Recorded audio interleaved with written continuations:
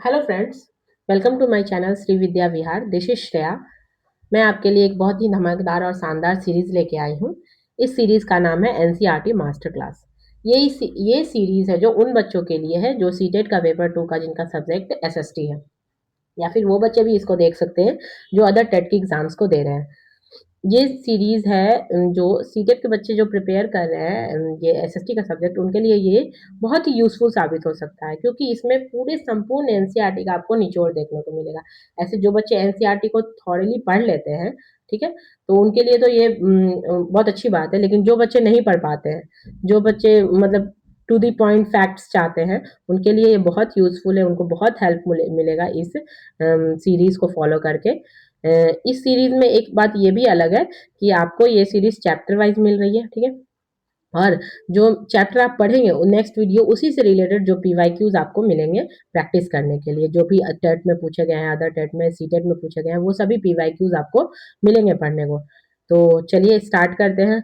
और मैं अपने बारे में आपको बताऊंगी, लेकिन वीडियो पहले पढ़ लेते हैं, फिर वीडियो के अंत में मैं आपको अपना इंट्रोडक्शन दूंगी। तो चलिए स्टार्ट करते हैं। एक बार मैं चेक कर लूँ माइक वगैरह, है ना। हम्म। तो चलिए स्टार्ट करते हैं। इस चैप्टर में आपको पढ़ने को क्या क्या मिलेगा। ये चैप्टर 2 है। ये वाला जो चैप्टर है ये है आपका चैप्टर चैप्टर 2। पहला चैप्टर विविधता हो चुका है, जो कि आपको मिल जाएगा इसी वीडियो का। अगर आप ये डिस्क्रिप्शन बॉक्स में देखिएगा तो उसका लिंक मैं आपको शेयर कर दूंगी, आप देख लीजिएगा। और या तो आप मेरे चैनल में विजिट करके वो आप सर्च कर सकते हैं, विविधता chapter 2 NCERT master class by Shreya Sharma, तो वो भी आपको मिल जाएगा। तो चलिए स्टार्ट करते हैं। ये चैप्टर का नाम है सरकार। आपको आज पढ़ना है सरकार के बारे में। ये सभी इसके सब टॉपिक्स है जो आपको पढ़ने हैं इस चैप्टर के अंतर्गत। तो चलिए हम यहाँ से स्टार्ट करते हैं कि सरकार क्या होती है। इसको थोड़ा जूम कर दूं हल्का सा, यहाँ तक ठीक लगा है। Okay, fine. तो चलिए स्टार्ट करते हैं। सरकार होता क्या है। सरकार राज्य का महत्वपूर्ण अंग होता है। सरकार क्या होता है। राज्य का महत्वपूर्ण, राज्य इन द सेंस यहाँ पे स्टेट के बारे में नहीं बोला जा रहा है, एक पर्टिकुलर स्टेट के बारे में। राज्य, राज्य अगर इस सेंस में बोला जा रहा है कि यहाँ पे सरकार से रिलेटेड देश में जो भी सरकारी चीज है वो सभी को हम राज्य बोल सकते हैं, उसको हम डिनोट कर सकते हैं स्टेट से, ठीक है। कि जैसे कोई सरकारी आदमी का सरकारी कर्मचारी है, उसको भी आप राज्य बोल सकते हैं। राज्य का वो सरकार का हिस्सा है तो वो राज्य का लगा, स्टेट से आप उसको डिनोट कर सकते हैं। तो सरकार है जो राज्य का, यहाँ पे राज्य किस सेंस में यूज किया जा रहा है, देश के सेंस में, ठीक है। तो राज्य का एक महत्वपूर्ण अंग कौन होता है, सरकार होता है। सरकार के 3 अंग होते हैं। कौन कौन से होते हैं, व्यवस्थापिका जिसको हम लोग विधायिका भी बोलते हैं, कार्यपालिका व न्यायपालिका। कौन कौन से होते हैं, व्यवस्थापिका, कार्यपालिका व न्यायपालिका, ठीक है। इसको हम लोग आगे इसका एक्सप्लेनेशन पढ़ेंगे, अभी हम लोग पहले इसका इंट्रोडक्शन पढ़ लेते हैं। व्यवस्थापिका, कार्यपालिका और न्यायपालिका क्या होता है उसका एक्सप्लेनेशन आगे है, ठीक है। सरकार संप्रभु होनी चाहिए, अर्थात संप्रभु का मतलब क्या होता है, इस वर्ड का मतलब आपको समझना होगा क्या होता है। संप्रभु का अगर एक लाइन में हम अर्थ समझे तो संप्रभु का मतलब होता है हम किसी के दबाव में कार्य नहीं करेंगे, हम अपना डिसीजन लेने के लिए फ्री है। हमें फ्रीडम है कि हम अपने अनुसार काम कर सकते हैं। कोई हमें जो आंतरिक शक्तियां या फिर बाह्य शक्तियां हमें प्रेशराइज नहीं कर सकती है। हम पूरी तरह से स्वतंत्र हैं, ठीक है। तो आंतरिक शक्तियां कौन कौन हो जाएंगी, जैसे कोई पार्टी हो गया, कोई संस्था हो गया, वो आपको सरकार को प्रेशराइज नहीं करेगी कि आप मेरे अकॉर्डिंग आप काम करिए, ठीक है, क्योंकि सरकार संप्रभु है। बाह्य शक्तियां कौन कौन हो गया, कोई अदर देश हो गया, कोई उस पर हम पे दबाव नहीं डाल सकता है कि आप ये नहीं कर सकते, आप वो नहीं कर सकते, आप ये लॉ नहीं ला सकते, आपका सुरक्षा व्यवस्था ऐसा नहीं हो सकता है ना। तो ये सब कोई हमें प्रेशराइज नहीं कर सकता, हम अपने लिए स्वतंत्र है, हम अपना देश को चलाने के लिए संप्रभु है, ठीक है। सरकार का अर्थ ये होता है किसी भी प्रकार का निर्णय लेने के स्वतंत्र होना। फिर सरकार के अगर हम विभिन्न स्तर देखें, क्या स्तर है, स्तर मतलब लेवल होता है। तो पहला 3 स्तर है, ठीक है। केंद्र स्तर, राज्य स्तर, स्थानीय स्तर, ठीक है। ये हो गया। अब ये फिगर के माध्यम से हम समझते हैं। जिसको हम लोग केंद्र बोलते हैं इसको यूनियन गवर्नमेंट भी बोलते हैं, स्टेट गवर्नमेंट राज्य स्तर, और लोकल गवर्नमेंट, ठीक है। तो जो केंद्र मतलब जो पूरे देश का संचालन कर रही है, पूरे देश को चलाने का जो इसका काम जिम्मा है वो केंद्र सरकार का है। राज्य सरकार अपना राज्य चलाती है। लोकल गवर्नमेंट क्या करती है, स्थानीय स्तर पर, जो स्थानीय स्तर पर जो सरकार है वो चलाती है। जैसे लोकल गवर्नमेंट को 2 पार्ट में डिवाइड किया गया है, म्यूनसिपैलिटी और पंचायत। म्यूनसिपैलिटी का ये सब हायरार्की है, या तो आप नीचे से ऊपर ले लो, ठीक है, या फिर आप ऊपर से नीचे ले लो, ठीक है। तो पहले सबसे पहले आ जाएगा लोकल गवर्नमेंट, अगर नीचे से हम लोग ले रहे हैं तो सबसे पहले लोकल गवर्नमेंट होता है, फिर सेकंड में हो जाएगा स्टेट गवर्नमेंट, और ऊपर हो जाएगा सेंट्रल गवर्नमेंट यानी यूनियन गवर्नमेंट। और यहाँ पे अगर हम देखें लोकल गवर्नमेंट के दो पार्ट है, म्यूनसिपैलिटी और पंचायत, यानी नगर पे आ जाएगा म्यूनसिपैलिटीज और ग्राम में आ जाएगा पंचायत। तो अगर हम इसमें भी नीचे से देखें तो पहले सबसे पहले आएगा नगर पंचायत, फिर आएगा म्यूनसिपल काउंसिल और सबसे ऊपर होगा म्यूनसिपल कॉर्पोरेशन। उसी तरह अगर हम ग्राम में देखें, गांव में देखें, तो सबसे पहले आएगा विलेज पंचायत, फिर इंटरमीडिएट पंचायत, इसको हम लोग पंचायत समिति भी बोलते हैं, पंचायत समिति, ठीक है।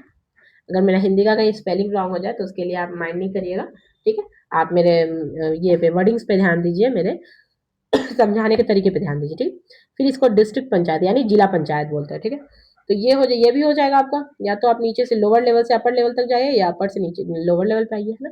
तो सबसे पहले क्या हो जाएगा, ये आपको याद करें, सबसे मतलब कॉर्पोरेशन सबसे बड़ा होता है, म्यूनसिपल कॉर्पोरेशन सबसे पहले आएगा, फिर उससे निचला होता है म्यूनसिपल काउंसिल, उससे नीचे आता है नगर पंचायत। और यहाँ पंचायत से ये मत सोचिएगा कि पंचायत नगर में नहीं हो सकता, नगर पंचायत सबसे निचले वाला को नगर में होता है जो नगर पंचायत बोलते हैं, ठीक है। फिर यहाँ पे हो जाएगा डिस्ट्रिक्ट पंचायत, जिला पंचायत सबसे ऊपर होगा ग्राम में, फिर पंचायत समिति होगा मिडिल वाला, और विलेज बनता है, जो गांव का पंचायत होता है वह सबसे लोअर लेवल का होता है, ठीक है। फिर हम स्तर की बात करें, स्तर में हम साथ साथ समझते चलेंगे, मैं पहले आपको बता दूं, स्तर में हम साथ साथ समझते चलेंगे। पहले तो हम स्तर को समझ लेते हैं, फिर उसके बाद उसमें हम राज्य राज्य सूची, केंद्र सूची और समवर्ती सूची को भी मैं बता दूंगी, इसमें ऐसा है नहीं लेकिन मैं आपको बता दूंगी समवर्ती सूची, ठीक है। तो केंद्रीय स्तर से क्या होता है, केंद्रीय स्तर का संबंध पूरे देश से होता है, मतलब पूरा देश पे जो कानून चलेगा वो कौन चलाएगा, केंद्र स्तर चलाएगा। संपूर्ण देश का संचालन करने का काम क्या होता है, केंद्र स्तर का होता है। अब राज्य स्तर का हम देखें, तो राज्य स्तर का संबंध देश या संघ के विभिन्न इकाइयों से है, यूनिट, विभिन्न जो इकाई होते हैं, मतलब जो देश का विभिन्न इकाई कौन कौन हो गया, हर एक स्टेट हो गया, ठीक है। उस राज्य स्तर का संबंध किससे, उनसे है जो अलग अलग स्टेट है, यानी उत्तर प्रदेश का, राजस्थान का, पंजाब, मतलब इत्यादि जितने भी 28 स्टेट्स हैं, उन सभी की जो सरकार होगी वो राज्य स्तर की होगी। अब स्थानीय स्तर की क्या होगी, लोकल गवर्नमेंट, लोकल गवर्नमेंट की क्या होगी, स्थानीय स्तर का संबंध देश के सबसे निचले स्तर से है, मतलब पहले सबसे पहले आपका केंद्र आ जाएगा, फिर राज्य, राज्य के अंदर जो जिले आते हैं, जो पंचायत आती है, जो गांव आता है, जो नगर आता है, उसमें जो सरकार होगी वो कहलाएगी स्थानीय स्तर की सरकार, ठीक है। यहाँ तक हो गया। फिर पंचायत ग्रामीण स्तर के लिए व नगर पालिका शहरी स्तर के लिए, मतलब गांव में जो होती है वो पंचायत ग्रामीण स्तर के लिए होगी, और जो नगर में होगी वो नगर पालिका होगी, नगर के लिए होगी, और जो ग्रामीण पंचायत होगा वो ग्राम के लिए होगा, गांव के लिए होगा। फिर सरकार का कार्य क्या होता है, फंक्शंस ऑफ गवर्नमेंट, काम क्या क्या है। भारत के संदर्भ में सरकार के सभी स्तरों पर विभिन्न कार्य एवं शक्तियां हैं, ठीक है। भारत का अगर हम देखो, हम तो इंडिया का ही पढ़ेंगे, हम विदेश का तो पढ़ेंगे नहीं, तो इंडिया का हम गवर्नमेंट का अगर कार्य देखें तो उनका कार्य क्या क्या होता है। केंद्र स्तर पर अलग कार्य होते हैं, राज्य स्तर पर अलग कार्य होते हैं, है ना, और स्थानीय स्तर पर अलग कार्य होते हैं। तो यहाँ से आपको ये टर्म बहुत इंपॉर्टेंट है, समझने की चीज है, ठीक है। तो आप समझते हैं। तो केंद्रीय स्तर की सरकार का कार्य संविधान के द्वारा संघ सूची में उल्लिखित है, मतलब केंद्रीय स्तर है जो जो शासन व्यवस्था चलाएगी, वो किस किस सब्जेक्ट पे वो कानून बना सकती है, लॉ बना सकती है, ये सब्जेक्ट किस में लिखा गया है, संघ सूची में लिखा गया है। और ये संघ सूची का उल्लेख संविधान में कहाँ पे किया गया है, संघ सूची का उल्लेख संविधान में 7वीं अनुसूची में किया गया, शेड्यूल में। कितने शेड्यूल है संविधान में, 12 शेड्यूल है, ठीक है। और 12 में से जो 7वां अनुसूची है उसमें क्या उल्लेख किया गया, संघ सूची, राज्य सूची और समवर्ती सूची का उल्लेख किया गया, ठीक है। ये हो गया। और जो संघ सूची के लिए आर्टिकल है, इसके लिए जो आपका आर्टिकल है, ये आर्टिकल है, ये आर्टिकल है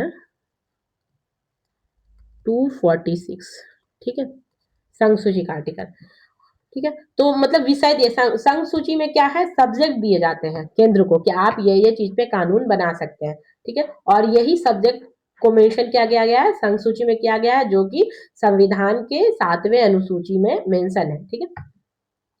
तो संघ सूची में क्या क्या सब्जेक्ट होते हैं, अगर हम एग्जाम्पल समझे, तो जैसे राष्ट्रीय रक्षा, कि देश की रक्षा के लिए जो सब्जेक्ट होगा, देश का रक्षा से संबंधित जो भी सब्जेक्ट होगा उस पे केंद्र सरकार है जो ये लॉ बना सकती है, वो हो गया। फिर उसके बाद विदेशी मामले पे जो कानून बनाएगी वो केंद्र सरकार, वो हो गया, उसमें रखा जाएगा। फिर नागरिकता संबंधित, क्योंकि नागरिकता संबंधित राज्य नहीं बना सकता, क्योंकि हमारे यहाँ एक ही नागरिकता होती है, वन नेशन वन सिटीजनशिप वाला हाल है हमारा ना। हमारा तो ऐसा नहीं कि स्टेट की अलग नागरिकता लेना है, आपको देश की अलग नागरिकता लेना है, ऐसा कुछ नहीं है। तो ठीक है, तो फिर राज्य में हमारे देश में एक ही नागरिकता फॉलो होती है, तो इस पे कौन बनाएगा? सिंपल सी बात है, केंद्र सरकार ही बनाएगी, राज्य तो बनाएगा नहीं, है ना। फिर उसके बाद परमाणु ऊर्जा, जो एटॉमिक एनर्जी हो गया, उससे संबंधित कोई भी अगर कानून बनाना है तो वो भी केंद्र सरकार बनाएगी। ठीक है, तो ये भी सब्जेक्ट उसमें रखा गया, ये मैं एग्जांपल बता रही हूँ आपको। फिर सेंसस रखा गया, जनगणना के बारे में जो कानून बनेगा वो भी केंद्र सरकार ही बनाएगी। फिर रेलवेज, हाईवेज जो भी हुआ उसके बारे में है जो कानून बनेगा वो भी केंद्र सरकार बनाएगी। खनिज हुआ, संसाधन हुआ, जैसे कोई रिसोर्सेज किसी पर्टिकुलर स्टेट में पाए जा रहे हैं, एग्जाम्पल आप समझिए, इसको याद करने की जरूरत नहीं, अगर आप समझते हैं तो ध्यान में आ जाएगा कि अगर कोई रिसोर्सेज पर्टिकुलर स्टेट में पाई जा रही है, ठीक है, तो उस पर अगर राज्य बोलेगा इस पे हम कानून बनाएंगे, ये सिर्फ मेरा अधिकार है, मैं किसी से शेयर नहीं करूंगा, अदर स्टेट से शेयर नहीं करूंगा, ठीक है, तो यहाँ पे तो फिर कॉन्फ्लिक्ट उत्पन्न होगा। तो यहाँ पे क्या करेगी केंद्र सरकार, इसको सबको जिसको जितना रिक्वायरमेंट है उसके अकॉर्डिंग अकॉर्डिंग डिवाइड करने का प्रयास करेगी। तो इसीलिए इससे संबंधित जितने भी कानून बनेंगे वो बनाएंगे केंद्र सरकार। क्यों? क्योंकि जो रिसोर्सेज हैं, जो हमें प्राकृतिक जो प्रकृति हमें जो नेचर जो हमें रिसोर्स दिया है, जो हमें संसाधन मिला है, ठीक है, वो जो मिनरल्स जो खनिज है, जैसे कोयला कहीं पाया जा रहा है, कहीं डायमंड पाया जा रहा है, कहीं गोल्ड पाया जा रहा है, कहीं मिनरल्स बहुत पाया जा रहा है, कहीं यूरेनियम पाया जा रहा है, तो कोई एक स्टेट बोले कि नहीं सिर्फ इसमें मेरा है, तो अगर ठीक है, अगर आप यूरेनियम से लगे तो क्या आप यूरेनियम लेके सिर्फ जी सकते हैं? आपको और भी संसाधन चाहिए, और भी आपको भी चाहिए जो अदर स्टेट में हो रहा है, तो यही होता है, आप हमें ये दीजिए हम आपको ये देंगे, मतलब एक्सपोर्ट इम्पोर्ट वाला काम होता रहता है, बैलेंस चले, ठीक है। तो इसीलिए इसको इस सब्जेक्ट को कहाँ रखा गया है? इस सब्जेक्ट को रखा गया है इसमें संघ सूची में रखा गया है, ठीक है, यहाँ तक हो गया। और हाँ, इस पे पहले जो है संघ सूची के सब्जेक्ट पहले कितने थे? 97 थे, ठीक है, सिर्फ सब्जेक्ट 97 ऐसे टर्म्स थे, जैसे जो भी टर्म्स अभी मैंने एग्जांपल में आपको समझाया, वैसे वैसे ही 97 सब्जेक्ट थे जिसपे केंद्र सरकार है जो कानून बना सकती थी। लेकिन अब कितने हो गए ये बढ़कर? अब 100 हो गए, अब 100 सब्जेक्ट पे है जो केंद्र सरकार है जो कानून बनाएगी, है। तो ये हो गया। अब आता है राज्य स्तर। राज्य स्तर की सरकारें क्या होती है? जो सरकार राज्य में चल रही है बस वो राज्य स्तर की सरकारें होती है। उसमें जो राज्य स्तर की सरकारों में जो टॉपिक्स है, कुछ ऐसे टॉपिक्स होते हैं जिसपे राज्य ही कानून बनाएगा। जैसे जो राज्य के लोग हैं, वहां का कृषि है, वहां का स्वास्थ्य है, संसाधन है, संसाधन तो इसका क्या बोलते हैं, केंद्र सरकार का है। कृषि है, स्वास्थ्य है, जो लोगों का कल्याण के बारे में अगर कोई काम करना है, नागरिक नागरिक है जो वहां का राज्य का, उसका कल्याण के बारे में, उनके हेल्थ के बारे में सोचना है, उनकी शिक्षा के बारे में सोचना है, तो ये हर चीज पे केंद्र काम नहीं कर सकता, तो वो वहां का राज्य सरकार देखेगा, ठीक है, क्योंकि वहां का नॉलेज राज्य को ज्यादा है, राज्य का सरकार वहां का है, तो वहां को उनको नॉलेज ज्यादा है, ठीक है, तो उसको कौन देखेगा? वो राज्य सरकार देखेगी, ठीक है। तो इस पे जो कानून बनाएगी वो कौन बनाएगी? राज्य सरकार बनाएगी, ठीक है। इस पे भी बहुत सारे क्या बोलते हैं टॉपिक्स है। तो पहले इनको जो राज्य सरकार है उनको पहले 66 सब्जेक्ट मिले हुए थे, ठीक है, कि आप इतने पे कानून बना सकते हैं। जैसे मैंने ऊपर वाले का एग्जांपल आपको समझाया केंद्र सरकार को, उसी तरह जैसे यहाँ पे भी कृषि हो गया, स्वास्थ्य हो गया, शिक्षा हो गया, है ना, अपने नागरिकों के कल्याण के लिए जो भी कुछ बनेगा लॉ, ठीक है, को क्या क्या पॉलिसीज लाएंगे, तो वो सब पे ऐसे 66 टर्म्स सब्जेक्ट दिए गए थे, उस पे राज्य सरकार है जो कानून बना सकती है। लेकिन अब इसको घटाकर कितना कर दिया गया? 61 कर दिया गया, 5 को एलिमिनेट किए हैं, ठीक है, 5 को एलिमिनेट किया गया है। और ये कब किया गया बाबू? ये किया गया आपका, ये आपका क्या आ गया है? 42nd अमेंडमेंट, 42वां संशोधन, संशोधन जो कब हुआ था? 1976 में हुआ था, ठीक है। उस समय अमेंड किया गया था कि सॉरी, उस समय अमेंड किया गया था कि ये अब 66 से 61 सब्जेक्ट पे है जो राज्य सरकार है जो सिर्फ कानून बनाएगी। समझ में आ गया होगा।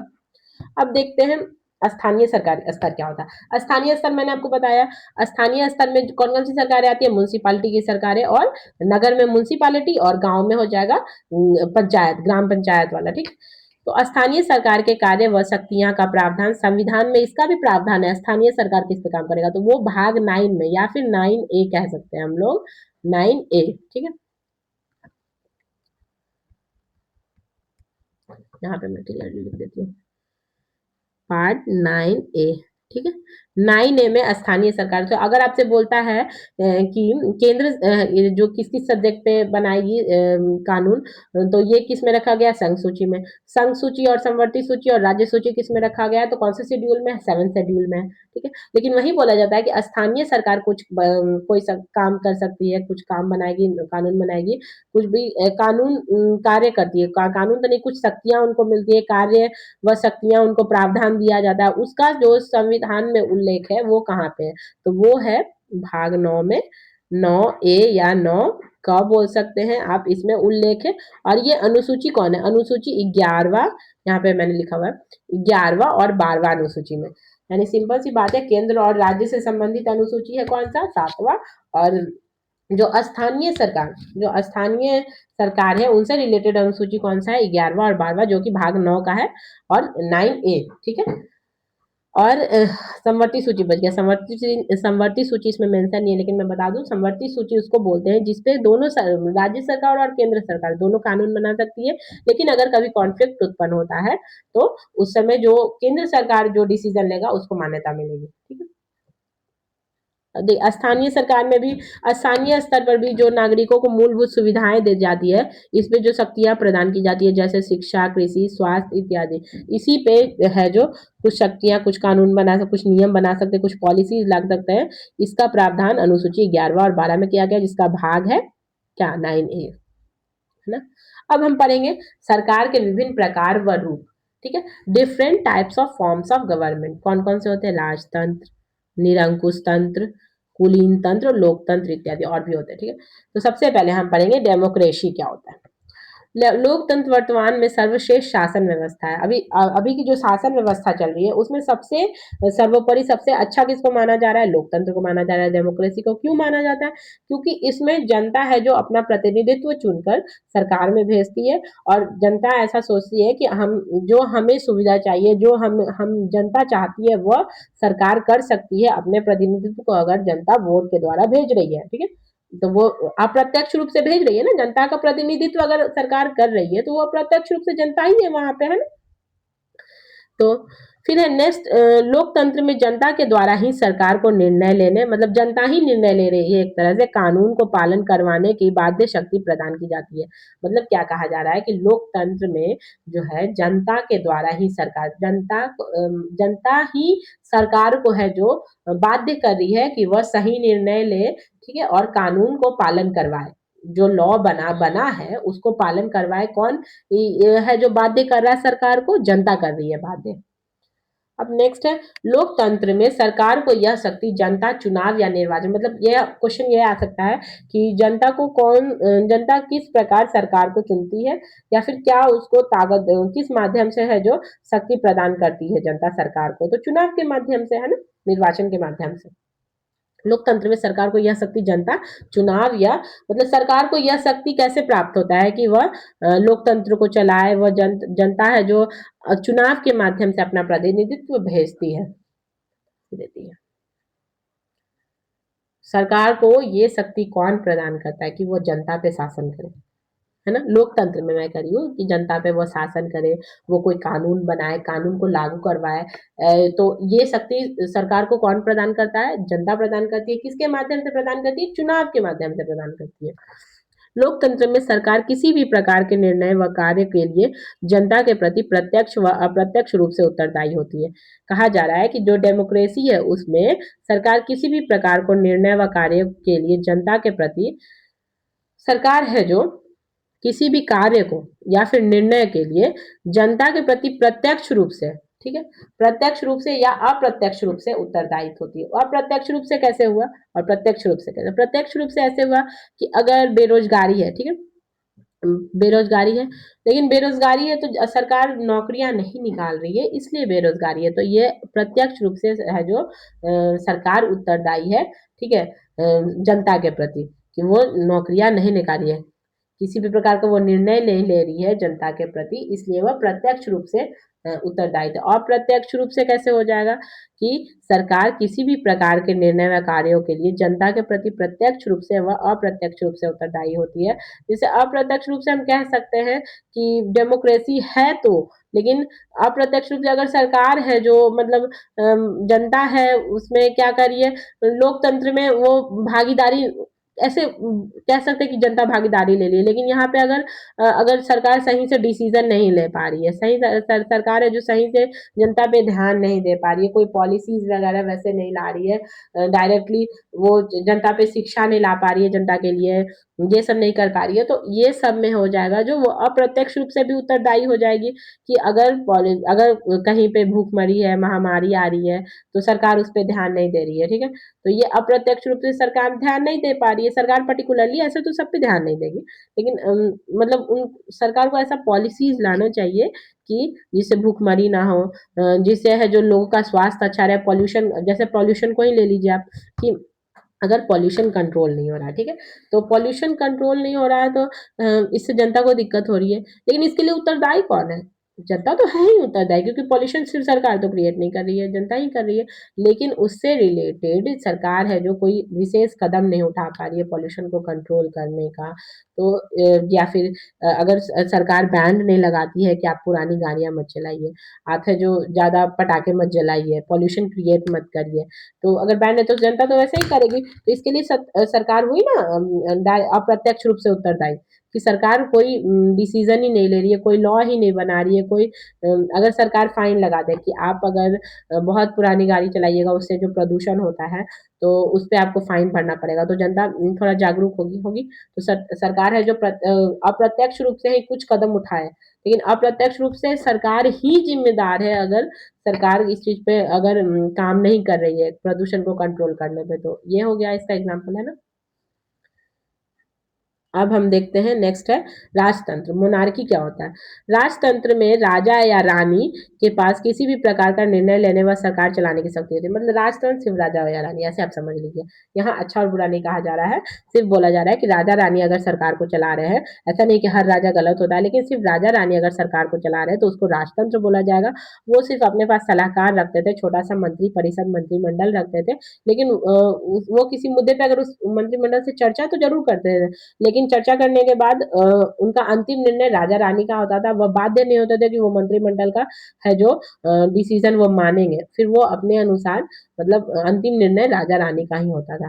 लेकिन इसी के विपरीत अगर हम देखें तो निरंकुश सरकार व निमर्म राजतांत्रिक सरकार भी होता था, इसी के विपरीत, मतलब एक अच्छा राजा एक बुरा राजा आप ऐसे समझ सकते हैं। तो निरंकुश कौन हो गया, जो दया नहीं करता है, निर्मम कौन हो गया, जो दया नहीं करता है, जिसमें राजा या रानी की इच्छा ही कानून हो जाती थी, चाहे वो अच्छा हो या बुरा हो जनता के लिए, लेकिन अगर राजा का इच्छा है कि आप हमको सलाम करिएगा, ठीक है, आप हमको रोज इतना लगान दीजिएगा, आप अपने कृषि का इतना भाग दीजिएगा, पहले यही होता था ना, तो वो जनता के लिए तो हित में नहीं है, जनता को लगान नहीं देना चाहिए क्योंकि गरीबी थी इतना, लेकिन फिर भी राजा बोलेगा कि आपको ये करना पड़ेगा, कंपल्सरी है, तो ये निरंकुश हो गया, राजा अपने अनुसार अपने अकॉर्डिंग राजा रानी है जो जनता पे शासन कर रही है, तो ये निरंकुश हो गया।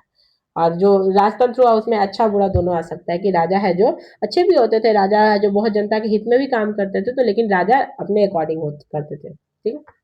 अब आता है एरिस्टोक्रेसी, कुलीन तंत्र क्या होता है। कुलीन तंत्र सरकार एक ऐसी सरकार होती है जिसमें कुछ व्यक्ति मिलकर शासन करते हैं। कुल मतलब क्या होता है, कुछ लोग, ठीक है, कुल मतलब आपने बोला कुल मिलाकर, तो मतलब कुछ लोग मिलकर है जो जनता पे शासन करते हैं, सत्ता पे शासन करते हैं। संपूर्ण सत्ता या शासन का अधिकार किसमें होता है, संपूर्ण सत्ता का अधिकार या फिर शासन का अधिकार कुछ व्यक्तियों में अगर हो, कुछ व्यक्तियों के हाथ में हो, तो उसको हम लोग बोलेंगे कुलीन तंत्र। अब आता है डिक्टेटरशिप, अधिनायक तत्व।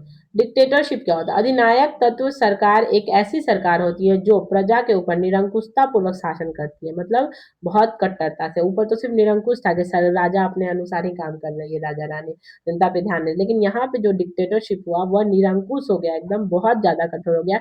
इस प्रकार की शासन प्रणाली में लोगों को किसी प्रकार की स्वतंत्रता का व अधिकार प्राप्त, किसी प्रकार का स्वतंत्रता, किसी प्रकार की आजादी प्राप्त नहीं होती, किसी प्रकार का अधिकार उनको नहीं मिलता है।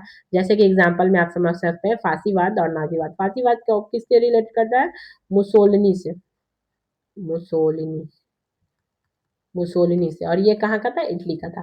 और नाजीवाद किससे करते हैं? हिटलर से। ये हिटलर से, ये पूछा गया है, ठीक है, हिटलर से। हिटलर से रिलेट करते हैं। और ये कहाँ का था? जर्मनी का, जर्मनी का। और ये इटली का, ठीक है। ये इटली का था, ये जर्मनी का था। मैं राइटिंग थोड़ा मैस फैल जा रहा है, लेकिन अब मैं ओरली तो बोल रही हूँ ना, आप लिख सकते हैं पॉज करके, ठीक है। और यहाँ पे मेंशन भी है। तो जर्मनी के थे हिटली। नाजीवाद, फांसीवाद पहले आया था 1920 के दशक में, ठीक है। और उसी का स्वरूप नाजीवाद को माना जाता है, क्योंकि नाजीवाद नस्ल नस्ल से रिलेटेड था। फांसीवाद में तो ये था कि स्वतंत्रता नहीं है, अधिकार नहीं है, कोई एक पार्टी ही रूल करेगा पूरा जनता पे, ठीक है। लेकिन नाजीवाद में यह था कि हिटलर जो था वो क्या था कि नस्ल भेद पे नस्ल पे, मतलब ऐसा था कि वो किसी विशेष नस्ल को एकदम देखना नहीं चाहता था, उसको उसने बहुत डिस्ट्रॉय किया था, बहुत ही क्रूर तरीके से निर्मम हत्या की थी लोगों की, किसी विशेष नस्ल को, ठीक है। और ये जर्मनी का था हिटलर। भारत एक लोकतांत्रिक देश है। लोकतंत्र सरकार को प्रतिनिधि लोकतंत्र कहते हैं। मतलब लोकतंत्र जो डेमोक्रेटिक सरकार होती है उसको हम लोग ये भी तो बोलते हैं प्रतिनिधि लोकतंत्र, क्योंकि वहां पे क्या, जनता ही तो अपना प्रतिनिधित्व भेज रही है सरकार में, है ना। प्रतिनिधित्व लोकतंत्र में जनता प्रत्यक्ष रूप से भाग नहीं लेती और वे अपने चुने हुए प्रतिनिधियों के माध्यम से शासन करती है। लोकतंत्र में जनता ही शासन करती है, लेकिन कैसे? अप्रत्यक्ष रूप से, क्योंकि वो अपना प्रतिनिधित्व सरकार में भेज रही है। अब हम इसको समझते हैं सरकार के अंग क्या होते हैं, ठीक है। तो सरकार के अंग, जैसे कि हमने पहले ऊपर बोला था आपको कि आगे समझेंगे, तो यहाँ पे समझते हैं हम। विधायिका, कार्यपालिका, न्यायपालिका, ठीक है। तो विधायिका कौन होती है? Law makers. ये लॉ मेकर्स होते हैं, ठीक है, जो कानून को बनाते हैं और ये लॉ को लागू करवाते हैं। लागू, कार्यपालिका, लागू कराना, कराना, ठीक है, हो गया, लागू कराना। तो ये जो होते हैं, अगर हम केंद्र स्तर और राज्य स्तर दोनों पे देखेंगे, लेजिस्लेचर होता है जो विधायिका होता है, जिसको हम लोग व्यवस्थापिका भी बोलते हैं। ये संसद होती है केंद्र स्तर पर, जिसमें लोकसभा और राज्यसभा आते हैं। और राज्य स्तर पर कौन होती है? विधानमंडल, जिसमें विधानसभा और विधान परिषद आते हैं। जैसे दो सदन संसद के हुए, लोकसभा राज्यसभा, उसी तरह विधानमंडल के दो सदन हुए, विधानसभा और विधान परिषद, ठीक है। और एग्जीक्यूटिव यानी कार्यपालिका में कौन आ जाएगा? केंद्र स्तर पर कौन आ जाएगा कार्यपालिका में? जो कानून को लागू करवाता है। जैसे कि राष्ट्रपति की साइन से के बिना कोई कानून वैलिड होता ही नहीं है, तो क्या हुआ? राष्ट्रपति आ जाएंगे कार्यपालिका में, उपराष्ट्रपति आ जाएंगे, प्रधानमंत्री आ जाएंगे और मंत्री परिषद आ जाएंगे। जिसमें मंत्री परिषद में कौन कौन आ सकता है? कैबिनेट मंत्री आ जाते हैं, राज्य मंत्री आ जाते हैं और उप मंत्री आ जाते हैं, ठीक है। और राज्य स्तर पर कार्यपालिका में कौन आ जाएगा? राज्य, जो काम राष्ट्रपति का केंद्र में है वही काम राज्य का, राज्यपाल का राज्य में है। तो राज्यपाल आ जाएंगे, मुख्यमंत्री आ जाएंगे, जैसे यहाँ प्रधानमंत्री, यहाँ मुख्यमंत्री, और यहाँ मंत्री परिषद आ जाएंगे, ठीक है, मंत्रिमंडल, मंत्री परिषद, जो भी कहिए आप। फिर आ जाएगा नेक्स्ट है जो supreme court. Supreme court, CGI, chief justice of India, ये सब आ जाएंगे। ये न्यायपालिका का अंग है। हाई कोर्ट अभी हमारे कितने हैं? 25 है। और जिला न्यायालय, ठीक है, ये सब सरकार के अंग है। अब वोट डालने का अधिकार, वोट डालने का अधिकार और सफरेज मूवमेंट इसको बोलते हैं। अब हम आगे पढ़ेंगे सफरेज मूवमेंट क्या था, किससे रिलेट किया था, ये अच्छे से समझने की चीज है। ये सब बहुत इंपॉर्टेंट टर्म्स है, बहुत ही वीवीआई क्वेश्चंस हैं ये सब। पीवाईक्यूज में पूछे हुए, अगर पीवाईक्यू को एनालाइज किया होगा सीटेट का या फिर अदर टेट का, तो ये सब पूछे गए क्वेश्चन है, इसलिए आपको बहुत ध्यान से ये सब पढ़ना है। कोई भी यहाँ पे जो लाइन है फालतू का नहीं है, एक्स्ट्रा नहीं है, तो आप इसको अच्छे से नोट्स बना लीजिए, पढ़िए। चलिए आगे देखते हैं। सॉरी। राइट टू वोट, किसी सरकार को लोकतांत्रिक सरकार तभी कहा जा सकता है जब वह देश सभी वयस्क नागरिक को वोट देने का अधिकार, मतलब हमारा देश जैसे डेमोक्रेटिक कंट्री है। तो क्यों डेमोक्रेटिक कंट्री? क्योंकि यहाँ पे सभी को वोट देने का अधिकार है जो 18 प्लस है, ठीक है, 18 ईयर प्लस है, ठीक। उन वो सभी वोट दे सकते हैं। लेकिन ये चीज़ शुरू से चला नहीं आ रहा है, बहुत पहले से नहीं चला आ रहा है। ये अभी इन 20-25 सालों में ही ये फॉलो होना शुरू हुआ है, या फिर उससे पहले कर सकते हैं, लेकिन धीरे-धीरे सभी को वोट देने का अधिकार मिला। 18 प्लस के जितने भी एज के लोग होंगे, या फिर बूढ़े हो, जवान हो, बच्चे हो, 18 प्लस से मतलब 18 ईयर से जो भी आप होंगे, बच्चे हम 18 प्लस को हम ये नहीं कर सकते कि वो बहुत बड़े हो गए, टीनेजर्स ही होते हैं, ठीक है। तो इसको हम लोग बोल सकते हैं कि उनको वोट देने का अधिकार मिल जाता है, जो भी 18 ईयर से अप होंगे, ठीक है। लोकतांत्रिक सरकार के तहत प्रारंभ में वोट डालने का अधिकार के संबंध में लिंग भेद, मतलब पहले जो वोट डालने का अधिकार के संबंध में बहुत सारे भेदभाव होते थे, जैसे कि बेसिस पे लिंग के आधार पर, मतलब महिलाएं वोट नहीं दे सकती, जाति के आधार पर किसी पर्टिकुलर जाति के लोग वोट देंगे जो बड़ी जाति के हैं, और जो निचली जाति के हैं वो वोट नहीं दे सकते। और ये नीचा बड़ा और नीचा कौन डिवाइड किया? लोग ही डिवाइड किया, भगवान तो डिवाइड नहीं किया ना। फिर अमीर गरीब, जो अमीर है वही वोट दे सकते, जो गरीब है वो नहीं वोट दे सकते। इस आधार पर भेदभाव किया जाता था। सरकार केवल उन्हीं पुरुषों को वोट डालने देती थी जो पढ़े लिखे, इस बेसिस पे भी भेदभाव किया जाता था कि जो पढ़े लिखे हैं वही वोट डाल सकते हैं, जो अनपढ़ है वो वोट डाल नहीं सकते। लेकिन अभी ऐसा कुछ नहीं है। जिनके पास संपत्ति होगी, जो रिच है, जो रिच पीपल है, उनको ही वोट डालने का अधिकार है, जो गरीब है उनको वोट डालने का अधिकार नहीं है।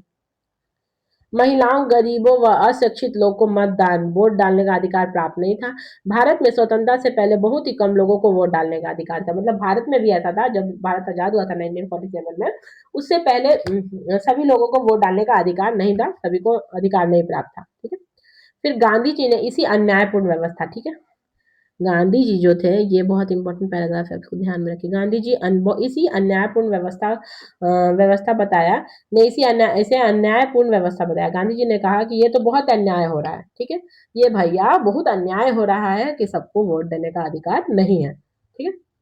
तो सभी को वोट देने का अधिकार मिलना चाहिए। इसके लिए उन्होंने क्या किया? इसके लिए उन्होंने 1931 में अपनी पत्रिका यंग इंडिया, एक दो पत्रिका है, एक यंग इंडिया, एक न्यू इंडिया, ठीक है, दो पत्रिका है। तो यहाँ पे हमेशा कंफ्यूज, क्योंकि मैं भी कंफ्यूज हो जाती हूँ।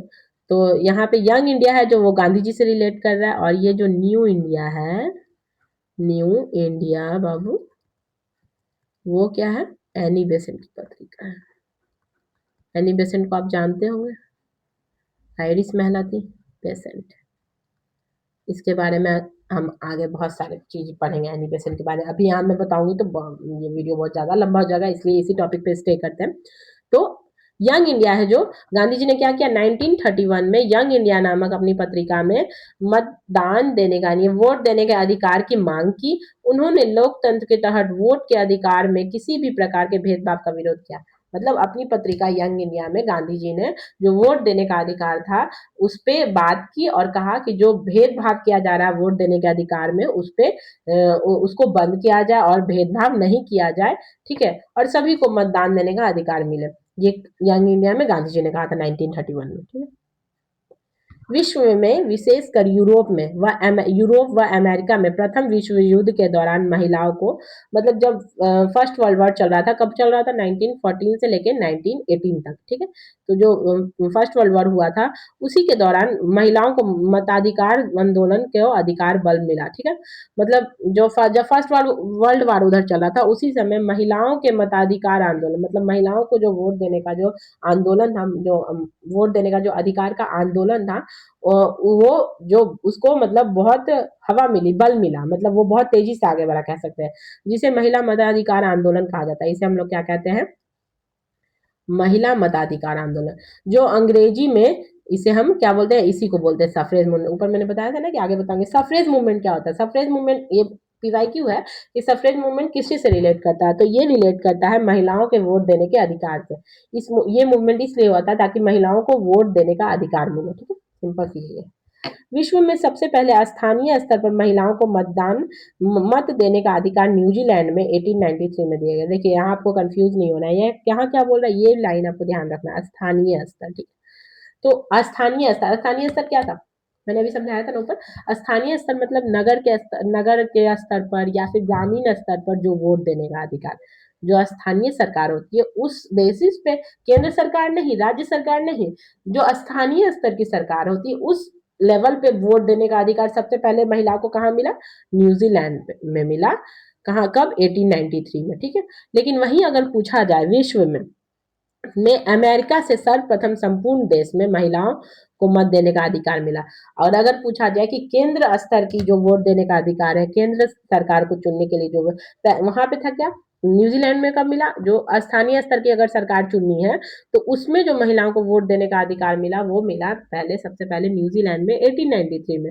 और फिर जो केंद्र स्तर की सरकार को चुनने की बात आती है तो उस समय सबसे पहले वोट देने का अधिकार किसको मिला था, अमेरिका की महिलाओं को मिला था। कब मिला था, 1920 में। फिर उसके बाद केंद्र स्तर पर मत देने का अधिकार महिलाओं को कब मिला, इंग्लैंड में 1928 में, फिर 1945 में फ्रांस में, हमारी आजादी से 2 साल पहले। तो हमें ऐसे याद करना है, ठीक है, कि सबसे पहले मत देने का अधिकार केंद्र स्तर के लेवल पे पूछा जा रहा है कि सबसे पहले वोट देने का अधिकार 1920 में मिला अमेरिका की महिलाओं को। फिर मिला इंग्लैंड की महिलाओं को यानी ब्रिटेन की महिलाओं को, कहाँ मिला, कब मिला, 1928 में, 8 साल बाद, अमेरिका के 8 साल बाद इंग्लैंड को मिला 1928 में। फिर 1945 में फ्रांस को मिला, फ्रांस की महिलाओं को मत देने का अधिकार मिला केंद्रीय स्तर की सरकार को चुनने के लिए। और अगर स्थानीय स्तर मेंशन किया हो तभी आप डालेंगे कि न्यूजीलैंड में 1893 में दिया गया था महिलाओं को वोट देने का अधिकार स्थानीय स्तर की सरकार को चुनने के लिए। देखिए ये आप देखिए क्या है, कितना वैल्यू हमारे वोट का, आपका वोट आपका अधिकार, मतदान करने अवश्य जाएं, लोकतंत्र के पर्व की में भागीदारी निभाएं अपना। अब हम पढ़ेंगे लोकतंत्र के मूल तत्व क्या क्या है। लोकतंत्र के मूल तत्व यानी फंडामेंटल्स ऑफ डेमोक्रेसी। लोकतंत्र के मूल तत्व में कौन कौन सा आ जाएंगे, डेमोक्रेसी में सबसे प्रमुख चीज क्या है, स्वतंत्र समानता होनी चाहिए, स्वतंत्रता होनी चाहिए, वह न्याय होनी चाहिए, अधिकार व न्याय, न्याय मिलना चाहिए, ठीक है, यानी इक्वालिटी, फ्रीडम और जस्टिस, ठीक है, राइट्स व जस्टिस, ठीक है, ये सब हो जाएगा। विश्व में दक्षिण अफ्रीका एक ऐसा देश है जो रंग भेद से सबसे अधिक प्रभावित था। रंग भेद से सबसे अधिक प्रभावित देश कौन सा था, दक्षिण अफ्रीका था, साउथ अफ्रीका, ठीक है। रंग भेद का अर्थ क्या होता है, श्वेत व अश्वेत व प्रजाति के आधार पर सामाजिक, आर्थिक, राजनैतिक व सांस्कृतिक स्तर पर भेदभाव होना। मतलब रंग को बेस बना के कि तुम गोरा है, तुम काला है, हम गोरा है, हम गोरा है, तुम काला है, उस टाइप से, उस बेसिस पे सामाजिक स्तर पे भेदभाव करना कि आप सोसाइटी के इस चीज में पार्ट नहीं कर सकते, आप सोसाइटी के इस चीज में पार्ट नहीं कर सकते क्योंकि आप काले हैं, क्योंकि आप गोरे हैं। आपका आर्थिक स्थिति ऐसा नहीं हो सकता क्योंकि आप काले हैं, क्योंकि आप गोरे हैं। आप राजनीति में पार्टिसिपेट नहीं कर सकते क्योंकि आप में रंग भेद है, आप काले हैं, आप गोरे हैं, हम पर्टिकुलर किसी रंग को नहीं बोल रहे, इसलिए बार बार मैं काला गोरा दोनों बोल रही हूँ, तो आप इसे मिसअंडरस्टैंड मत होइएगा। कल्चरल स्तर पे भी आपका इस चीज के कल्चर, आपका ये कल्चर, आप ये कल्चर फॉलो नहीं कर सकते, आप वो कल्चर फॉलो नहीं कर सकते क्योंकि आप काले, आप गोरे हैं ना, इस टाइप का भेदभाव। फिर दक्षिण दक्षिण अफ्रीका के श्वेत लोग अफ्रीकन बोलते थे, और अर्थात अश्वेत लोग क्या बोलते थे, मूल भाषा जुलू बोलते थे। मतलब जो दक्षिण अफ्रीका है, साउथ अफ्रीका में ही जो गोरे लोग रहते थे, जैसे ये साउथ अफ्रीका है, ठीक है, हम ऐसे बना देते हैं, सॉरी, ऐसे आप बना दिए साउथ अफ्रीका। इसमें जो गोरे लोग हैं ये क्या बोलेंगे, अफ्रीकन बोलेंगे, ये बोलेंगे अफ्रीकन, गोरे। और जो काले लोग हैं, अश्वेत, काले लोग क्या बोलेंगे, जुलू, क्या बोलेंगे, जुलू। बड़ा अच्छा भाषा है, ये भी पीवाईक्यू है, मोस्ट इंपॉर्टेंट है, इसलिए मैं लिख दी हूँ ताकि आपके दिमाग में थोड़ा क्लिक करे, ठीक है। तो जो काले लोग हैं, मतलब जो अश्वेत है, काले हम नहीं बोल सकते पर्टिकुलर किसी के लिए, ठीक है, तो लोग इसको गलत मिसअंडरस्टैंड कर लेंगे, ठीक है? गलत अंडरस्टैंड कर लेंगे इसको ना। तो हम बोल सकते हैं जो श्वेत है वो अफ्रीकन बोलेंगे, जो अश्वेत है वो जुलू बोलेंगे, काले गोरे का कोई भेद नहीं है यहाँ पे। फिर नेल्सन मंडेला दक्षिण अफ्रीका के प्रमुख नेता थे। जो साउथ अफ्रीका, उसके बहुत जाने माने नेता बने थे, कौन, नेल्सन मंडेला, जिन्होंने रंग भेद की नीति के विरोध किया था, सबसे पहले इन्होंने ही विरोध किया था, में एक आंदोलन चलाया जो कि विश्वव्यापी यानी पूरे विश्व में ये आंदोलन चला था। नेल्सन मंडेला के अथक प्रयासों से, मतलब उन्होंने बहुत प्रयास किया था, उसी उसी उन्हीं के प्रयासों से 1994 में 1994 में दक्षिण अफ्रीका में रंग भेद को समाप्त किया गया, यानी जो साउथ अफ्रीका है उसमें रंग भेद कब समाप्त हुआ था, दक्षिण अफ्रीका में जो रंग भेद है जो वो समाप्त हुआ था कब, 1994 में। और दक्षिण अफ्रीका उसी समय लोकतांत्रिक देश बना, ठीक। अब लोकतंत्र के तहत जनता प्रत्यक्ष या अप्रत्यक्ष रूप से अपने प्रतिनिधियों को के माध्यम से करती थी, ठीक है। मतलब है जो यहाँ पे एक वर्ड शायद मिसिंग है। लोकतंत्र के तहत है जो लोकतंत्र डेमोक्रेसी के अंतर्गत जनता है जो प्रत्यक्ष रूप से जनता प्रत्यक्ष रूप से भी चुनी जाती थी और अप्रत्यक्ष रूप से अपने प्रतिनिधियों के माध्यम से क्या करती थी, शासन करती थी। फिर इसके अलावा अन्य साधन, जैसे अगर जनता को सरकार से अगर संपर्क करना है तो कैसे संपर्क करेगी, हड़ताल के माध्यम से अपनी बात को सरकार तक पहुंचाने का प्रयास करेगी, धरना के माध्यम से अपनी बात को सरकार तक पहुंचाने का प्रयास करेगी, जुलूस के माध्यम से मतलब रैलीज वगैरह निकालेगी, हस्ताक्षर या बयान, मतलब अगर किसी चीज पर डिसएग्री है कोई जनता तो सभी लोगों से ज्यादातर जनता से साइन लेगी कि आप भी डिसएग्री है, क्या आप भी डिसएग्री है, क्या आप भी डिसएग्री है, ठीक है। और उस माध्यम से वह सरकार के समक्ष अपनी बात रखेगी, सरकार से संपर्क करेगी, है ना। अब देखते हैं अखबार, पत्र पत्रिकाएं व टेलीविजन व अन्य जनसंचार के साधन जनता व सरकार के बीच आपसी संपर्क कराने में महत्वपूर्ण भूमिका निभाता था। मतलब जनता जनता और सरकार के बीच जो संपर्क होता था वो किसके माध्यम से होता था, अखबार के माध्यम से, पत्र पत्रिकाएं के माध्यम से, टेलीविजन के माध्यम से, ठीक है। और अन्य जनसंचार के माध्यम से उनके मध्य है जो क्या होता था, संपर्क होता था। प्रेस मीडिया या जनसंचार के साधनों को लोकतंत्र का चौथा स्तंभ। तीन स्तंभ कौन कौन है, व्यवस्थापिका जिसको हम लोग विधायिका बोलते हैं, फिर कार्यपालिका और फिर न्यायपालिका, और फोर्थ कौन है, इसमें फोर्थ हम ऐड कर देते हैं मीडिया, ठीक है। तो ये क्वेश्चन भी पूछा हुआ है बाबू कि मीडिया मतलब व्यवस्था लोकतंत्र यानी डेमोक्रेसी के 4 अंग में कौन कौन से अंग है, तो पहला हो जाएगा व्यवस्थापिका जिसको हम विधायिका भी बोलते हैं, फिर कार्यपालिका, फिर न्यायपालिका और फिर मीडिया, ठीक है। फिर लोकतंत्र के तहत कुछ लोग लोकतंत्र में भागीदारी हेतु जन आंदोलन का सहारा लेते थे। मतलब अगर किसी वर्ग की बात को नहीं सुना जा रहा है सरकार द्वारा, सरकार उन पे ध्यान नहीं दे रही है, ठीक है। तो फिर वो वर्ग क्या करेगा, जैसे जैसे एग्जाम्पल में हम ले सकते हैं दलित, आदिवासी समाज, अल्पसंख्यक जो माइनॉरिटी होंगे, जो अन्य उपेक्षित वर्ग, जो अन्य पिछड़े वर्ग होंगे, ठीक है। वो सब की बात है, उन सब पे ध्यान नहीं दे रहा, उनके लिए कोई पॉलिसी नहीं लाया जा रहा, उनका डेवलपमेंट पे ध्यान नहीं दिया जा रहा है, तो वो कैसे सरकार से संपर्क करेगी, जन आंदोलन के माध्यम से, ठीक है। एक जन आंदोलन करेगी, जैसे कि बी आर अम्बेडकर ने किया था, ठीक है। आज उनको इतिहास याद रखा है ना, अगर उन्होंने आंदोलन नहीं किया था क्या संविधान हमारा बनता, नहीं बनता, ठीक है। तो इसी से है जो वो जो अल्पसंख्यक है, जो है जो भी उपेक्षित वर्ग है, वो क्या करेंगे, जन आंदोलन करेंगे और उसी के माध्यम से सरकार से संपर्क करेंगे और अपना कल्याण करने के लिए अपना बात रखेंगे, अपना मत रखेंगे। फिर अंततः लोकतंत्र में अधिक से अधिक लोगों की भागीदारी बढ़ने से व रुचि लेने से ही लोकतंत्र मजबूत होता है, ठीक है। लोकतंत्र मजबूत कैसे होगा, लोकतंत्र कैसे मजबूत होगा, सोचने की बात है ये। लोकतंत्र तभी मजबूत होगा, एक अच्छा लोकतंत्र तभी बनेगा जब हर एक जनता अपना रिस्पॉन्सिबिलिटी निभाए। जैसे अगर जनता, सिंपल सा एग्जांपल है, लोग बोलती है, जनता बोलती है कि सरकार अच्छी नहीं है, ठीक, ठीक है। सरकार मानता है कि जनता बोल रही है कि सरकार ये काम नहीं कर रही, सरकार वो काम नहीं रही, लेकिन आप क्या अपनी रिस्पॉन्सिबिलिटी पूरी कर रहे हैं, ठीक है।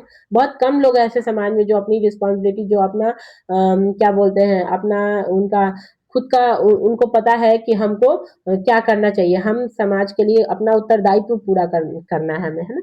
तो हर कोई नहीं करता, इतना जागरूक हर एक जनता नहीं है। सिर्फ जनता बोलती है सरकार ने ये नहीं किया, सरकार ने वो नहीं किया, सरकार भी वैसे ही करती है और जनता भी वैसे ही कर रही है।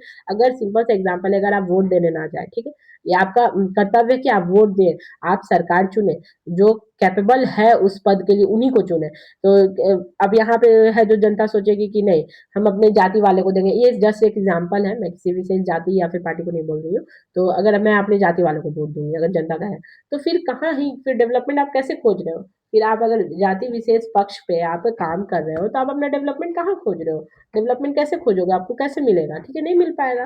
तो आपको किसी तरह का भेदभाव ना करके जो उस पद के लिए उचित है, कैपेबल है, उन्हें चुनना है। तो अगर जनता है जो अपना कर्तव्य निभाएगी, अपना कर्तव्य पूरा करेगी, जो उनकी रिस्पॉन्सिबिलिटी है उसको पूरा करेगी, ठीक है, तभी है जो लोकतंत्र है जो मजबूत बनेगा, ठीक है। अधिक लोगों की भागीदारी, क्या कहा है, लोकतंत्र में अधिक से अधिक लोगों की भागीदारी बढ़ने व रुचि लेने, मतलब जनता रुचि लेगी कि हाँ हाँ हमें सरकार चुनना है, हम जागरूक है, हम जाएंगे वोट करने, ठीक है, तभी एक अच्छा लोकतंत्र बनेगा, लोकतंत्र मजबूत होगा।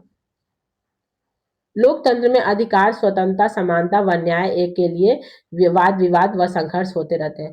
क्या होता है लोकतंत्र में, यानी डेमोक्रेसी में अधिकार के लिए, स्वतंत्रता के लिए, समानता व न्याय के लिए हमेशा कॉन्फ्लिक्ट चलते ही रहता है, ये आम बात है।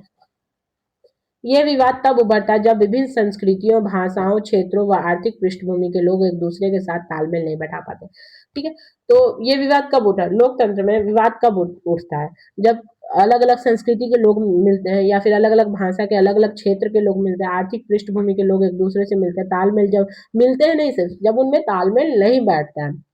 जैसे कि सिंपल सा बात है कि अगर कोई स्टेट बोले कि अगर कोई स्टेट बोले कि मैं अपना राज्य में, मैं किसी विशेष एक राज्य को नहीं बोल रही हूँ, मैं सिंपल सा एक बात बता रही हूँ कि अगर कोई स्टेट बोले कि हम हिंदी भाषा नहीं लागू करेंगे अपने राज्य में, ठीक है, तो हिंदी भाषा हम लागू नहीं करेंगे, या फिर हम आपके कल्चर को फॉलो नहीं करेंगे, है ना। तो ऐसे तो स्टेट है जो किसी कल्चर को की हिंसा नहीं करती है कि आपको मैं तो फिर तो ये निरंकुश हो जाएगा कि आपको यही फॉलो करना है। लेकिन अगर राज्य, अगर सिंपल सा एग्जांपल आप समझिए कि 500 का नोट बंद हुआ, ठीक है, 1000 रुपए का नोट बंद हुआ, 2000 का नोट बंद होगा, तो अगर एक एक राज्य बोल रहा है कि हम नहीं बंद करने देंगे, हम इस चीज को मान्यता नहीं देते, हम नहीं मानेंगे, तो फिर यहाँ कॉन्फ्लिक्ट उत्पन्न होगा, है ना। फिर अगर एक राज्य बोल रहा है कि ये आपका ये संस्कृति मुझे पसंद नहीं है, आप ना हमारे राज्य में आके अपनी संस्कृति को फॉलो नहीं कर सकते, तो यहाँ पे कॉन्फ्लिक्ट उत्पन्न होगा, ठीक है, क्योंकि हर एक आदमी रोजगार के लिए, एम्प्लॉयमेंट के लिए, पढ़ने के लिए एक दूसरे राज्य में जाते हैं, दूसरे देश में जाते हैं, अगर वहां पे उनको अपनी संस्कृति को फॉलो करने का अधिकार ना मिले, तो यहाँ पे कॉन्फ्लिक्ट तो उत्पन्न होगा ही ना, तालमेल नहीं बैठेगा, उत्पन्न होगा ही कॉन्फ्लिक्ट, तो यहीं पे वाद विवाद उत्पन्न हो जाते हैं। अब जैसे एग्जाम्पल देखते हैं, भारत में नदी के पानी व उस पर बने बांधों को लेकर भी विवाद होता है, ठीक है।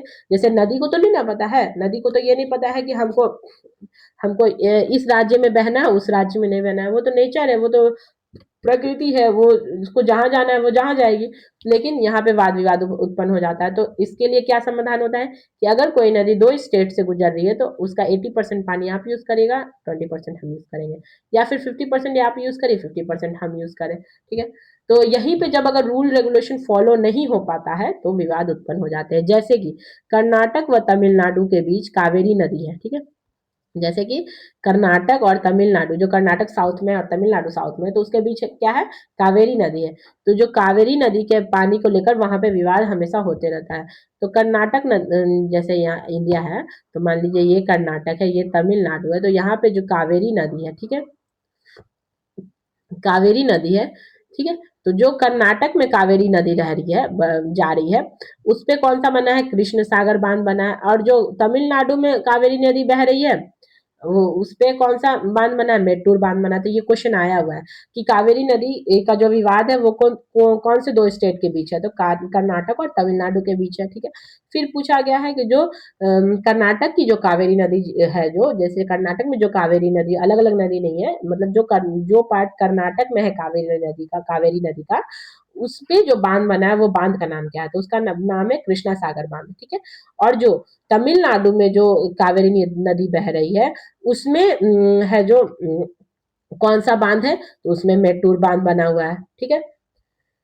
तो ये क्वेश्चन आया हुआ है कि तमिलनाडु में कौन सा बांध है जो कि कावेरी नदी पर है, मेट्टूर बांध है, और कर्नाटक में कौन सा बांध है जो कावेरी नदी पर है, तो वो है कृष्ण सागर बांध, है ना। तो चलिए, आज आज का जो चैप्टर है यहीं तक रहने देते हैं, ये हम पार्ट 2 में पढ़ेंगे, इसको हम यहाँ लिख देते हैं, पार्ट 2। ये पार्ट 2 में पढ़ने को मिलेगा आपको। तो यहाँ तक जितने भी फैक्ट्स मैंने बताए हैं उसको आप रिवीजन करिए, अच्छे से याद करिए, और मेरा जो ये पहला है जो वीडियो, पहला चैप्टर है विविधता, विविधता को आप अच्छे से क्लियर करिए। और मैं मेरा ये सोच था कि मैं विविधता का जो पीवाईक्यूज है और ये सरकार वाले चैप्टर के पीवाईक्यूज है, जब ये कंप्लीट हो जाएगा चैप्टर, तब दोनों को मर्ज करके एक ही साथ एक ही वीडियो में, थोड़ा वीडियो को बड़ा करके लेंदी करके ले आऊंगी, तो आप प्रैक्टिस कर लीजिएगा। और वो सारे क्वेश्चन बहुत मोस्ट इंपॉर्टेंट रहेंगे, तो आप जरूर उसको सॉल्व करिएगा, प्रैक्टिस करिएगा। वो सारे पीवाईक्यूज है अदर टेट के या फिर सी टेट के, ठीक है। तो चलिए यहीं पे वीडियो को बंद करते हैं। और मैंने जैसे आपको बोला था स्टार्टिंग में ही कि मैं आपको अपना इंट्रोडक्शन दूंगी, तो मेरा नाम श्रेया शर्मा है, जैसे कि मैंने पहले ही बताया था। मैंने बीएड एमएड कंप्लीट कर रखा है, मैंने पीजी भी कंप्लीट कर रखा है, और हाल ही में मैंने नेट जेआरएफ क्वालिफाइड किया है एजुकेशन सब्जेक्ट से। मेरा सीटेट पेपर 1 पेपर 2 दोनों निकला हुआ है, और एस्टेट भी मैंने क्लियर किया है। तो चलिए आप लोग भी ऐसे ही पढ़ाई के में लगे रहिए। मुझे ऐसा मेरा ऐसा मानना है कि पढ़ाई कभी रुकनी नहीं चाहिए, हमेशा करते रहिए। सीखने का कोई उम्र नहीं होता, आप हमेशा कुछ नया सीख सकते हैं। मेरी भी पढ़ाई अभी कंटिन्यू मैंने जारी रखा है, मैं कभी इसको बंद नहीं करूँगी। जहाँ तक मैं पढ़ सकती हूँ, जहाँ तक मैं सक्षम हूँ, ज़रूर करूँगी। पढ़ाई अपना कंप्लीट करूँगी, ठीक है? तो चलिए इसी तरह आप मेरे वीडियो में बने रहिएगा, मेरे सीरीज़ में, ये सीरीज़ में बने रहिएगा। और अगर आपको ये वीडियो अच्छा लगे तो प्लीज़ चैनल को सब्सक्राइब करिए, ताकि आपको टाइम टू टाइम सारे नोटिफिकेशंस मिलते रहें। बेल आइकन को ज़रूर दबाइएगा, ताकि आपको जितने भी इंपॉर्टेंट सीरीज़ में जो चल रहे हैं वीडियोज़, वो आपको टाइम टू टाइम मिल रहे हैं। मेरा एक सीरीज़ अलग और चल रहा है, सीडीपी का पीवाईक्यूज़, ठीक है? चाइल्ड डेवलपमेंट एंड पेडागोजी का जो पीवाईक्यूज़ है, ठीक है? वो भी चल रहा है। वो भी आप देखिए, उससे भी आपको बहुत हेल्पफुल होगा। सीटेट को फर्स्ट अटेम्प्ट में निकालना, या फिर जो बच्चे सेकंड अटेम्प्ट दे रहे हैं, थर्ड अटेम्प्ट दे रहे हैं, तो उनके लिए भी ये बहुत हेल्पफुल है। आप भी ज़रूर निकाल पाएँगे इस वीडियो को देखकर। मेरा 80% दावा है कि आपका इस बार सीटेट क्लियर हो जाएगा, जो फ़रवरी में है। अदर टेट के बच्चे भी इसको देख सकते हैं, ठीक है? तो चलिए मैं वीडियो को यहीं बंद करती हूँ, ठीक है? और आगे इसी तरह स्टे ट्यून्ड रहिएगा मेरे वीडियो के साथ अच्छे से। Okay, bye, thank you.